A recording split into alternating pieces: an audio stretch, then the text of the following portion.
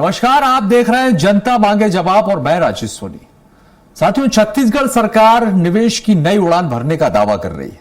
मुख्यमंत्री विष्णुदेव साय हैदराबाद में होने वाली इन्वेस्टर्स कनेक्ट मीट के जरिए देश के बड़े उद्योगपतियों को प्रदेश में निवेश के लिए आमंत्रित करने जा रहे हैं। सरकार कह रही है कि छत्तीसगढ़ को अब तक 8 लाख करोड़ रुपए से ज्यादा के निवेश प्रस्ताव मिल चुके हैं और अब निवेश का यह कारवां आगे भी बढ़ता रहेगा। लेकिन विपक्ष सवाल पूछ रहा है कि अगर निवेश आ रहा है तो जमीन पर बड़े उद्योग क्यों नहीं दिख रहे, रोजगार के नए अवसर कहां हैं? ऐसे में सवाल यही है कि क्या हैदराबाद की यह मीट छत्तीसगढ़ के लिए निवेश का नया दरवाजा खोलेगी या फिर सिर्फ बड़े दावों और आंकड़ों तक ही सीमित रहेगी? इसी पर आज हम चर्चा करेंगे। कई मेहमान भी हमारे साथ जुड़ेंगे, लेकिन उससे पहले हमारी स्पेशल रिपोर्ट देखिए।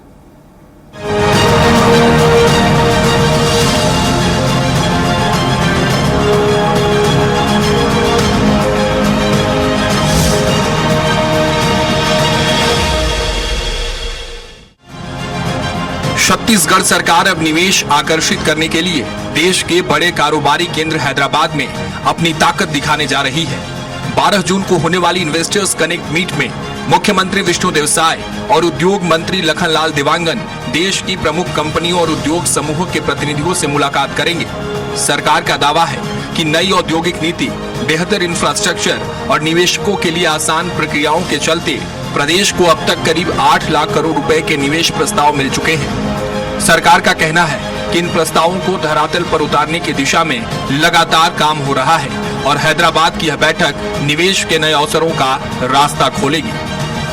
आईटी, इलेक्ट्रॉनिक्स और फार्मा सेक्टर, गूगल, माइक्रो, ऐसे और अन्य विषयों पर वहाँ के जो सीईओ है बड़े बड़े उद्योगपति कंपनी के, उनसे चर्चा और उनसे बातचीत करेंगे और छत्तीसगढ़ में निवेश करने का प्रस्ताव हम लोग आमंत्रित करेंगे, जिसमें माननीय मुख्यमंत्री जी के नेतृत्व में यह कार्यक्रम होगा। सरकार का मानना है कि नए निवेश से रोजगार के अवसर बढ़ेंगे, औद्योगिक विकास को गति मिलेगी, लेकिन विपक्ष इस दावे से सहमत नहीं है। कांग्रेस का कहना है कि प्रदेश में उद्योगों की मौजूदा स्थिति चिंताजनक है और जमीनी हकीकत निवेश के अनुकूल नहीं है। हालांकि बीजेपी इन आरोपों को राजनीति से प्रेरित बता रही है। 2.5 साल में तो एक धेले का भी आप इन्वेस्ट छत्तीसगढ़ में नहीं ला पाए। एक कंपनी बताएं जो छत्तीसगढ़ में आई हो, प्राइवेट कंपनी। उल्टे जो कंपनियां यहाँ पे चल रही है, हमारा लौह उद्योग जो छत्तीसगढ़ के उद्योग जगत की रीढ़ की हड्डी है, पिछले 3 महीने से गैस की कमी के कारण, एलपीजी की कमी के कारण बंद होने के कारण में सरकार की तरफ से एक भी प्रयास किया गया क्या? बिजली के दाम बढ़ा दिया गया, बिजली के दाम बढ़ा दिए, कोयला छत्तीसगढ़ के उद्योगों को मिल नहीं रहा है और आप इन्वेस्टर मीट करने जा रहे हैं। क्या बताएंगे जाके वहां के उद्योगपतियों को? इन्होंने कभी कुछ किया नहीं, कांग्रेस ने कुछ किया होता तो इनकी सरकार यूं ही नहीं जाती 5 साल में। तो राजनीति में अपने आप को बनाए रखना है तो आप राजनीति में आप किसी की बराबरी करके और किसी की लकीरें से झूठ और भ्रम से आप नहीं काट सकते आप, क्योंकि अब सारा कुछ परिदृश्य चेंज हुआ है और जनता सब कुछ जानती है। फिलहाल हैदराबाद में होने वाली इन्वेस्टर्स कनेक्ट मीट पर उद्योग जगत के साथ साथ राजनीतिक दलों की भी नजर है। सरकारी से छत्तीसगढ़ में निवेश, रोजगार और औद्योगिक विकास के नए अध्याय की शुरुआत बता रही है, जबकि विपक्ष इन दावों की जमीनी हकीकत पर सवाल उठा रहा है। ऐसे में अब सबकी निगाहें इस बात पर टिकी हैं कि हैदराबाद से लौटने के बाद कितने निवेश प्रस्ताव हकीकत में बदलते हैं और प्रदेश को इसका कितना फायदा मिलता है। निवेश की इस राजनीति में विकास के दावे कितने मजबूत साबित होते हैं, इसका जवाब आने वाला वक्त ही देगा। स्वराज एक्सप्रेस के लिए रायपुर से दिलीप साहू की रिपोर्ट। तो देखिए, छत्तीसगढ़ की साय सरकार छत्तीसगढ़ में निवेश को लेकर, आर्थिक रफ्तार देने को लेकर सजग दिखाई दे रही। यही वजह है कि हैदराबाद में समिट होने वाला है, वहां पर सीएम खुद पहुंचेंगे और वहां पर निवेशकों को निमंत्रण देंगे, आमंत्रित करेंगे छत्तीसगढ़ में निवेश के लिए और बड़ा निवेश आने की उम्मीद यहां पर की जाए। लेकिन विपक्ष के अपने दावे, विपक्ष ये कह रहा है कि इतना समय हो गया, अभी तक जमीनी स्तर पर तो निवेश दिखता ही नहीं। तमाम आरोप प्रत्यारोप के बीच जो है इस पर सियासत जमकर दिखाई दे रही है। इसी पर हम चर्चा को आगे बढ़ाते हैं। मेहमान हमारे साथ जुड़ गए, मेहमानों का परिचय पहले आपसे करवाते हैं। हमारे साथ वात्सल्य मूर्ति जी हैं, बीजेपी मीडिया पैनलिस्ट हैं। वात्सल जी, आपका बहुत बहुत स्वागत है। साथ ही रवि ग्वालानी जी हमारे साथ हैं, कांग्रेस प्रवक्ता हैं। रवि जी, आपका भी बहुत स्वागत है। उचित शर्मा वरिष्ठ पत्रकार हमारे साथ हैं। शर्मा जी, आपका भी बहुत स्वागत है। आप सभी मेहमानों का स्वागत करते हैं। सबसे पहले मैं बीजेपी से जो हमारे साथ मेहमान जुड़े हैं, वात्सल्य मूर्ति जी, सर ये जो प्रयास यहाँ पर किया जा रहा है सरकार की तरफ से, हैदराबाद में एक बड़ा समिट का आयोजन है, वहां पर पहुंचेंगे मुख्यमंत्री खुद जाने वाले, इन प्रयासों का कितना असर देखने को मिलेगा? क्या लगता है कितना निवेश आने की उम्मीद है? राजेश जी नमस्कार। नमस्कार। रवि जी, उचित जी, सभी को नमस्कार। देखिए राजेश जी, कोई भी बड़ा उद्योगपति, कोई भी बड़ा इन्वेस्टर जब किसी स्टेट में इन्वेस्ट करता है, सपोज करिए कोई हॉस्पिटल खोलना चाहता है, कोई होटल खोलना चाहता है, तो वो वहां की प्राकृतिक सुंदरता देखता है। कोई स्टील प्लांट लगाना चाहता है तो वो खनिज देखता है, स्ट्रेटेजिकली वो स्टेट लोकेटेड है कि नहीं वो देखता है, मैन पावर देखता है। अब छत्तीसगढ़ के साथ जो सबसे खूबसूरत बात है, छत्तीसगढ़ सर्वगुण संपन्न है। अगर कहूं छत्तीसगढ़ में सारी ही चीजें हैं। हमारे चौथी चीज जो कोई भी इन्वेस्टर देखता है राजेश जी, वो देखता है कि सरकार में स्टेबिलिटी कैसी है, क्योंकि सरकारें बदलती है, बदलती सरकारों के साथ सरकारों की पॉलिसीज, विजन भी कई बार ऐसा देखा जाता है तो कि बदलता है। तो यही कारण है कि भारतीय जनता पार्टी उन्हें स्टेबिलिटी प्रदान कर रही है और छत्तीसगढ़ हर तरीके से, प्राकृतिक रूप से, खनिज रूप से, लोकेशन के रूप से, हर तरीके से सर्वगुण संपन्न उन्हें दिख रहा है। मामला बस यह है कि कोई प्रदेश का मुखिया उन तक जाए, प्रदेश की पॉलिसीज बताए, उन्हें बताए कि अगर वो इन्वेस्ट करते हैं हमारे प्रदेश में तो उन्हें क्या बेनिफिट्स मिल रहे हैं, क्या हमारी पॉलिसीज है। यही हमारे मुख्यमंत्री कर रहे हैं। देखिए हमारे मुख्यमंत्री दौड़ रहे हैं, मेहनत कर रहे हैं, हमारे प्रदेश की अच्छी चीजों, अच्छी खूबियों को दुनिया को बता रहे हैं। वो जापान तक गए, बेंगलोर गए, दिल्ली गए, बस्तर में पहली बार बस्तर में उन्होंने इन्वेस्टर समिट किया 2 दिन में 1100 करोड़ का इन्वेस्टमेंट भी आया। आज कल जो है वो हैदराबाद में गए। तो ये अच्छी पहल है माननीय मुख्यमंत्री जी की। 8 लाख करोड़ से ज्यादा का इन्वेस्टमेंट के इंटरेस्ट आ चुके हैं और धरातल में देखिए इंडस्ट्री सेटअप होना, हॉस्पिटल, होटल्स लगने भी शुरू हो गए हैं, लैंड आवंटन भी हो चुका है कई जगह पर। लेकिन ये चीजें देखिए राजेश जी, आप भी समझते हैं, हम भी इसी पर तो सवाल वात्सल जी कांग्रेस उठा रही है कि देखिए आप लोग प्रयास कर रहे हैं तो उसके जमीनी स्तर पर असर क्यों नहीं दिखाई दे रहा, जमीन पर वो प्रयास क्यों दिखाई नहीं दे रहे। यही तो आरोप कांग्रेस का है, यही तो कहना है उनका कि देखिए यार 2.5 साल हो गए सरकार को, यहाँ पर 2.5 साल से ज्यादा का वक्त हो गया है। हालात ये है कि कोई कई कंपनियां तो ऐसी हैं जो बंद होने की कगार पर है। ऐसे में आप आर्थिक रफ्तार, अर्थव्यवस्था की रफ्तार की बात कर रहे हैं, दावा कर रहे हैं कि देखिए निवेश आ रहा है, तो ये सवाल उठा रहा है। राजेश जी, मैं जवाब दे दूं राजेश जी? बिल्कुल। राजेश जी, छत्तीसगढ़ के साथ 4 और राज्यों का गठन हुआ था। आज आप छत्तीसगढ़ को देख लीजिए, हम कहां पर है। हमारे यहाँ आज IIT है, IIM है, IIIT है, एम्स है, हिदायतुल्लाह लॉ यूनिवर्सिटी है, NIT है, अभी बॉम्बे हॉस्पिटल। 680 करोड़ का लैंड आवंटन नया रायपुर में हो चुका है राजेश जी। बॉम्बे हॉस्पिटल, चीजें थोड़ा सा समय लेती है। 680 करोड़ बॉम्बे हॉस्पिटल एक ग्लोबल ब्रांड है राजेश जी, जो आज रायपुर में आ रहा है। मैं सिर्फ राजेश जी आपको रायपुर की बात करूं ना, तो सिर्फ रायपुर में 5000 बेड के हॉस्पिटल्स का लैंड आवंटन हो चुका है। आने वाले 4 से 5 साल लगेंगे, मगर आप देखेंगे धरातल पर आपको ये सारी चीजें दिखेंगी। एक हफ्ते पहले ये इंडियन होटल कंपनी ने माननीय मुख्यमंत्री जी को सामने से कॉल किया है। मुख्यमंत्री जी उनके पास नहीं गए थे, उन्होंने अपना इंटरेस्ट दिखाया कि हम 500 करोड़ का हॉस्पिटैलिटी, मतलब आपका ये कहना है कि इन्वेस्टर जो है वो खुद रुचि दिखा रहे हैं छत्तीसगढ़ में, ये कहना चाह रहे हैं? रुचि दिखा रहे हैं। ठीक है, मैं लौट रहा हूं आपके पास। फसली रवि जी आपके पास आना चाहूंगा।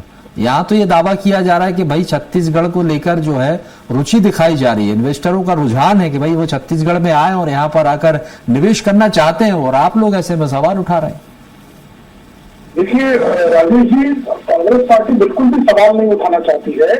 हम कहीं से भी प्रश्न खड़ा नहीं करना चाहते हैं, लेकिन हमारे जो मूल चीजें हैं जो हमें समझ में नहीं आ रही है वो आप समझा दें। एक तरफ प्रधानमंत्री जी कहते हैं कि अभी हमको पेट्रोल डीजल का इस्तेमाल कम करना है, दूसरी तरफ कहा जाता है कि हमारे पास गैस की अभी कमियां हैं। तीसरी तरफ कहा जाता है कि हमको गाड़ियों को पूल करके जाना है।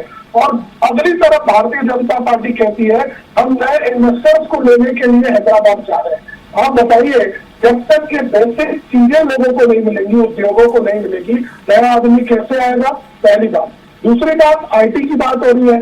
आपको पता है जब से आर्टिफिशियल इंटेलिजेंस आ गया है उसके बाद से एग्जिस्टिंग आईटी कंपनीज अपने इंफ्रास्ट्रक्चर में कमियां कर रही है, छटनी हो गई है। ग्लोबल लेवल से लेकर के नेशनल लेवल तक आप इंडिया की कोई भी आईटी कंपनी उठा लीजिए, वो छोटी हो, बड़ी हो या बहुत बड़ी हो या दूसरे कॉर्पोरेट्स भी हो, वो सब आईटी लेवल की जो काम कर रहे हैं धीरे धीरे करके ले ऑफ हो रहा है। मेरी हालिया में पुणे में एक बहुत बड़े व्यापारी से बात हो रही थी, उसका कहना था कि रियल एस्टेट मार्केट पुणे का डाउन हो रहा है। तो मैंने उससे पूछा क्यों, तो उसका ये कहना था कि जो ले ऑफ चालू हो गया है उसके चलते लोग पुणे छोड़ करके घर तरफ जाने शुरू कर दिए। और तीसरी तरफ ये कहते हैं कि हम यहाँ पे आईटी कंपनी को बुला रहे हैं। कोई अगर नई आईटी कंपनी आएगी तो वो पहले अपने एग्जिस्टिंग इंफ्रास्ट्रक्चर को ही सेट करेगी। भारतीय जनता पार्टी जो बातें कर रही है वो धरातल पर कहीं नहीं दिख रहा है। पिछले 2.5 सालों में इन्होंने जयपुर में समिट किया, इन्होंने बेंगलोर में समिट किया, इन्होंने दिल्ली में समिट किया। मुख्यमंत्री जी खुद दिल्ली में 2-2, 3-3 बड़े उद्योगपतियों के साथ बैठे थे, लेकिन 1 रुपए का भी इन्वेस्टमेंट नहीं आ रहा है। सबसे बड़ा कारण यहाँ पर ये प्रॉब्लम है कि बेसिक चीजें ही अगर लोगों को नहीं मिलेगी तो आप अगर ये नई इंडस्ट्री कैसे आएगी। और चौथी बात मैं कहना चाहूंगा, जो अभी एक कॉरिडोर बन रहा है भारतमाला जिसको कह रहे हैं हम, कि रायपुर से लेकर के विशाखापट्टनम जाने वाला जो रास्ता है, आप बताइए वही प्रोजेक्ट 2-2 साल डिले चल रहा है। आप जब तक एग्जिस्टिंग कॉरिडोर को पूरी तरीके से ठीक नहीं करेंगे, आपकी पुरानी चीजें धरातल पर सही नहीं आएंगी। नया निवेश, एमओयू, आप राजेश जी बताइए ना किसके साथ कराना है? एमओयू कराना कोई बड़ी चीज नहीं है। आप बैठे हैं, आपका इतना प्रतिष्ठित न्यूज चैनल है, आप 5 लोग को फोन कर देंगे तो कोई भी आके एमओयू करके चला जाएगा। एमओयू से कुछ नहीं होता है। मुद्दा ये होता है कितना पैसा आया, पुराने जो उद्योग चल रहे हैं उनको किस तरीके से काम मिल रहा है। आपको मैं बताऊं, बैंकों की स्थिति ये है अभी हमारे स्टेट में, जो पुराने उद्योग चल रहे हैं बैंकें उनको तक फंडिंग करने में डर रही है। कॉन्ट्रैक्टर प्रोफाइल पूरी तरीके से बैंकों में नेगेटिव हो गई है क्योंकि वर्तमान सरकार कॉन्ट्रैक्टर्स को पैसे नहीं दे रही है। चलिए ऐसा कोई विभाग नहीं है ठीक है, आपका ये कहना है कि अगर तो जब कुछ है ही नहीं, नया आदमी आएगा अगर हालात है, लेकिन अगर रवि जी सरकार अगर प्रयास कर रही है, प्रयास तो होते रहना चाहिए ना भाई, प्रयास करने में क्या आपत्ति? राजेश सोनी जी, प्रयास बिल्कुल होना चाहिए, लेकिन जो एग्जिस्टिंग 3 करोड़ लोग बैठे हैं, जो एग्जिस्टिंग प्रदेश में 25,000 से ज्यादा यूनिट्स चल रहे हैं, राइस मिल चल रही है, स्टील से रिलेटेड उद्योग चल रहे हैं, एंसिलरी यूनिट्स चल रही है, पहले उनको तो ठीक तरीके से ध्यान ठीक है, लेकिन अब आप विपक्ष में हैं तो सवाल उठाएंगे, लेकिन इससे पहले आपकी सरकार थी तब तो ऐसा नहीं था। बिजली के दाम बढ़ा दिए गए, उस समय का भी जिक्र कर सकते हैं, तब कितना निवेश आया आ गई है, वही ठीक नहीं है। आप बाहर घूमे पड़े हैं, 2.5 साल ही हुए ना, इससे पहले आप लोगों की सरकार भी रही। रवि जी, विपक्ष में रहकर सवाल उठाना आसान हो जाता है, लेकिन जब बात अगर खुद की आती है तो बहुत सारी चीजें वो भी आप पर सवाल उठाएंगे। चलिए मैं लौट रहा हूं आपके पास। उचित शर्मा जी, आपके सर क्या हकीकत देखते हैं आप, क्योंकि जिस तरह का प्रयास सरकारों की तरफ से किए जा रहे हैं, यहाँ पर अभी साय सरकार हैदराबाद पहुंचेगी, 12 जून को एक बड़ा कार्यक्रम वहां पर होने वाला है, और जिस तरह की सियासत अब देखने को मिल रही, सरकार के अपने दावे हैं तो विपक्ष के अपने आरोप, कैसे देखते हैं सर, क्या है हकीकत इसकी? विषय है उद्योग, तो थोड़ा सा वक्त दीजिएगा, क्योंकि मैंने 19 से 24 का भी अध्ययन किया है और 24 से 30 तक का भी अध्ययन किया है। हकीकत में जो अभी फिलहाल वास्तविक स्थिति बनी हुई है ग्राउंड में, वो जिस तरीके से 8 लाख करोड़ के दावे किए जा रहे हैं वो वैसा है नहीं। मैं स्पष्ट तौर पे आपको कहूँ, क्योंकि इन्विटेशन टू इन्वेस्ट जो दिया गया था वो 130 लोग को दिया गया था, जो सरकार दावा करे। मैं फैक्ट जो फिगर जो सरकार ने दिया है मैं उसकी बात आपसे कर रहा हूँ। 130 लोगों में 69 लोगों ने यस कहा है अभी, और सरकार उस 130 लोगों में सरकार का मानना है कि 3,66,000 करोड़ इन्वेस्टमेंट आएगा, लेकिन जिसने स्वीकृति दी है उनमें मात्र जो हमारे पास फिगर है वो 1,930, मतलब 2,000 करोड़ लगभग इन्वेस्टमेंट आएंगे। जहां 3,66 की उम्मीद है वहां 2000 करोड़ आ रहा है, लेकिन फैक्ट और फिगर में 366 लिया गया है। ये कैसे हुआ है मैं आपको बता रहा हूँ। और दूसरी चीज की ये बड़ा फिगर बताने के लिए कुछ चीजें जो की गई है मुझे कहीं से उचित प्रतीत नहीं होती। मैं पिछले ऐसा भी नहीं कि पिछले बहुत अच्छे थे आंकड़े थे, अभी के आंकड़े और खराब है या किसी सरकार जिम्मेदार है। ये आंकड़े ज्यादातर दिखाने के प्रस्तुत। अब आप बताइए पीएसयूज के इन्वेस्टमेंट को आप अपने इन्वेस्टमेंट कैसे मान सकते हैं? हमने इन्वेस्टमेंट लाए ये भी हम नहीं कह सकते। उदाहरण के तौर पे हिंदुस्तान पेट्रोलियम है, भारत पेट्रोलियम है, महाराष्ट्र पावर जो है वो अपनी खदान खोद रहा है, उसमें हमारा इन्वेस्टमेंट कहाँ से हो गया? या हमारे पास इन्वेस्टमेंट कैसे आ गया? हमको तो केवल राजस्व मिलेगा, रेवेन्यू मिलेगी। हमारा एनएमडीसी ने अपना थोड़ा एक्सपेंशन कर रहा है। आप वहीं पे गेल जो है वो गेल की पूरी बॉम्बे से विशाखापट्टनम पाइपलाइन जा रही गैस की, तो हमारा पार्ट जो है वो आ रहा है, तो उसमें हम अपना इन्वेस्टमेंट कैसे मान सकते हैं? दूसरी चीज कि जो योजनाएं हैं, सड़क योजना, रेलवे की योजना, खनन की योजनाएं जो सरकारी है, उससे हम इन्वेस्टमेंट कैसे मान सकते? अब कहीं सड़क बन रही है, उदाहरण के तौर पर भी जो बात चल रही थी भारतमाला, क्या उसको राज्य का इन्वेस्टमेंट माना जा सकता है? रेलवे लाइन जो बन रही है, क्या उसको राज्य का इन्वेस्टमेंट माना जा सकता है? मगर ये आंकड़ों में है, ये ऐसे किया गया है कि ये जो आंकड़े हमने राज्य के पूरे आंकड़े निकाल लिए। मान लीजिए 3 लाख करोड़ हमारे पास इन्वेस्टमेंट आ रहा है, उसके बाद फिर हमने इसको संभाग वाइज बांट दिया, 5 संभाग में 20-20 हजार दे दिया। उसके बाद उसको भी हमने ऐड कर लिया, तो अब हमारे पास 4,20,000 करोड़ का इन्वेस्टमेंट आ गया, ऐसा बताया जा रहा है। तो मैं इस पे बहस तो जुड़ा किन्हीं से भी किसी भी शख्स को संचालित संस्था से कर सकता हूँ, क्योंकि ये जो बात करें तो हमने कई स्टोरीज की है, कई के बयान लिए हैं, कई हम लोगों ने बातचीत की है, कई डिबेट देखी है, कई समझा है। तो ये जो बताया जा रहा है, मौसम इतना गुलाबी नहीं है हकीकत में जैसा कि बताया, क्योंकि आपने 130 लोग को लेटर टू इन्वेस्ट दिया है, ठीक है, आपने कितने लोगों ने रजामंदी की आप वो बता दीजिए।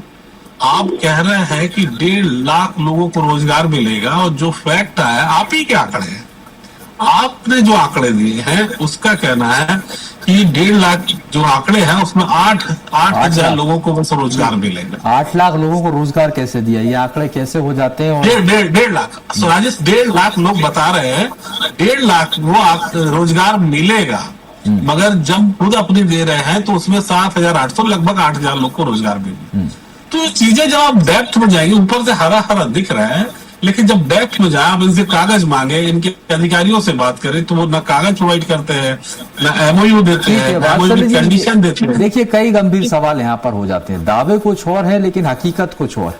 शर्मा जी भी जिस तरह से बता रहे हैं, आप लोग भले ही कुछ भी करें लेकिन हकीकत कुछ और ही बयां कर रही, क्या सच है इसका? देखिए राजेश जी, एक चीज के लिए मैं राजीव गांधी जी की तारीफ करता हूँ, वो था भारत में कंप्यूटर लाने के लिए।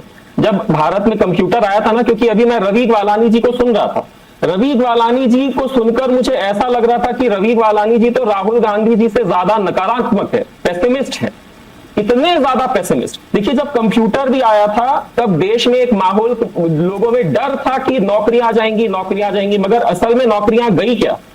देखिए, ये जो है ना, ये ऐसा है कि गांव बसे नहीं और लुटेरे आ गए। ये पहले का डर है, एक माहौल खराब करने। नक्सलवाद खत्म हो रहा था तब माहौल खराब कर दिया गया, अदानी को बेच दिया जाएगा। माननीय गृह मंत्री जी ने कहा ना कि पूरे बस्तर का डेवलपमेंट जो है सहकारिता के मॉडल से होगा। तो इस तरीके की बातें हैं। अब एआई की बात इन्होंने की, नया रायपुर में देखिए, भारत का पहला AI based data central park 1,000 crore के इन्वेस्टमेंट से खुला है कि नहीं?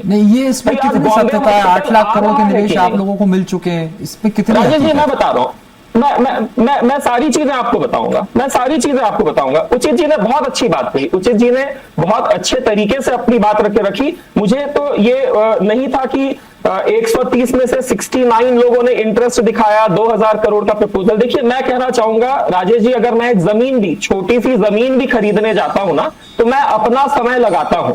अगर मैं 10 लाख रुपए की भी जमीन खरीदता हूं तो मैं 6 महीने ढूंढता हूं, अपना समय लगाता हूं। मैंने कहा उद्योगपतियों को सबसे पहली चीज चाहिए सरकार में स्टेबिलिटी। क्या कारण है राजेश जी, आप रवि जी से पूछिएगा, आप कंपेयर कर लीजिए सारे कांग्रेस रूल्ड स्टेट्स को और सारे बीजेपी रूल्ड स्टेट्स को। दूध का दूध पानी, सिर्फ आप नंबर्स गिनिएगा, सिर्फ नंबर। आज आप हिमाचल प्रदेश की हालत देख रहे हैं ना, बैंकरप्ट होने की कगार पर हिमाचल क्यों जाएंगे? हम तो बात करेंगे छत्तीसगढ़ की। सुनिए सर, छत्तीसगढ़ की बात करेंगे जहां आपकी सरकार है, हिमाचल क्यों जाएंगे? सवाल यही है कि देखिए अगर आप आखिर ऐसा क्या है, मुझे बताइए छत्तीसगढ़ में ऐसा क्या है जो निवेशकों को प्रभावित करेगा? क्या ऐसी व्यवस्था है कि वो आकर्षित होंगे यहाँ पर आकर? मैं बताता हूँ राजेश यहाँ पर गिनाई जा रही है।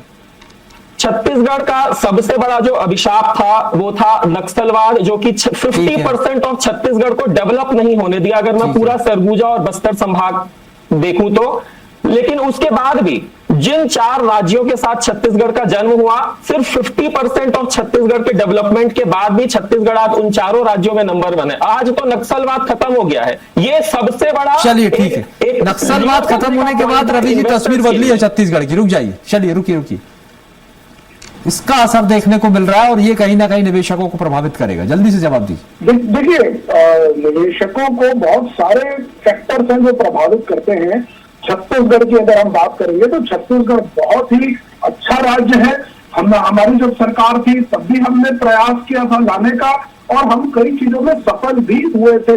अभी बस्तर की बात हो रही है, आपको पता होगा बस्तर कॉफी की बात निकली थी जब राहुल गांधी जी छत्तीसगढ़ में आए थे, तब भूपेश बघेल साहब ने उनको बताया था कि बस्तर में हम कॉफी बना रहे हैं और बस्तर कॉफी उन्होंने टेस्ट की थी।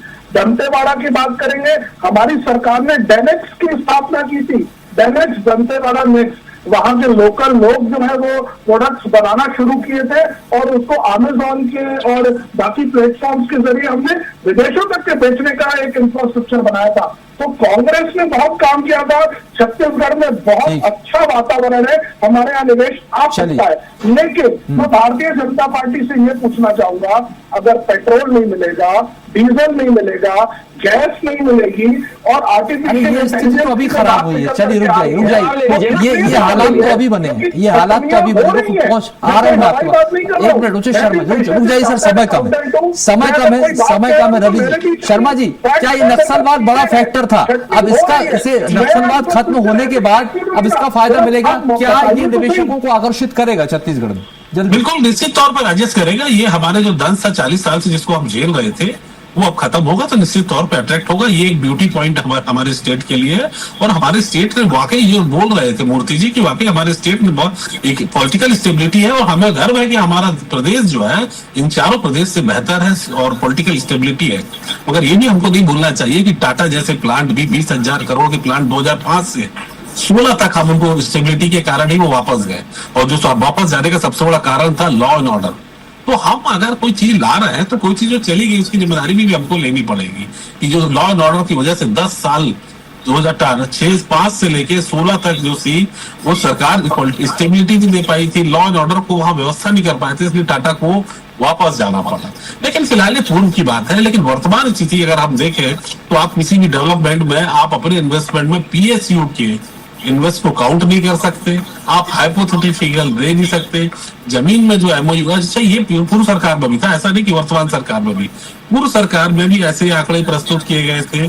कई तो ऐसी त्रुटियां थी, उद्योग नीति पिछली बार जो बनी थी 1924 की, उसमें तो इतनी परिवर्तन हुए थे कि शायद संविधान में उतने परिवर्तन नहीं होंगे जितने 24 में हो लिए थे और वापस उसको एज इट इज फायदा देके वापस ला लिया जा रहा था। आपको बिलीव नहीं होगा पिछली बार की योजना में जो शराब को हम सबोटाइज करना चाहिए उसको प्रमोशन में डाल दिया था। तंबाकू और शराब के प्रोडक्ट को प्रमोशनल इंडस्ट्री में ले लिया गया था और उन्हें बहुत फायदे दे दिए गए थे। निश्चित तौर पर बड़ा फायदा यहाँ पर लिया गया था, ये भी देखने को मिला था। चलिए बहुत बहुत शुक्रिया आप मेहमानों का हमारे साथ चर्चा में शामिल होने के लिए। तो देखिए आपको बता दें बड़े प्रयास हैं और सभी सरकारों की तरफ से प्रयास किए जाते हैं, लेकिन यहाँ पर विष्णुदेव साय जो प्रयास कर रही है, कोशिश यही है कि किस तरह से आर्थिक रफ्तार यहाँ पर दी जाए। अब सवाल यही है, तो क्या हैदराबाद की इन्वेस्टर मीट छत्तीसगढ़ के विकास को नई रफ्तार देने ही जा रही है? क्या मुख्यमंत्री विष्णुदेव साय का निवेश अभियान प्रदेश में उद्योगों, रोजगार और आर्थिक गतिविधियों के नया अवसर पैदा करेगा? और सरकार का यह भी दावा है कि 8 लाख करोड़ रुपए के निवेश प्रस्ताव सिर्फ आंकड़े नहीं बल्कि बदलते छत्तीसगढ़ की तस्वीर है।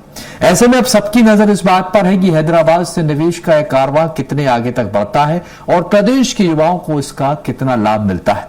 फिलहाल के लिए हमारे इस कार्यक्रम में इतना ही। आगे भी खबरों का सिलसिला लगातार जारी है। आप बने रहिए स्वराज एक्सप्रेस के साथ।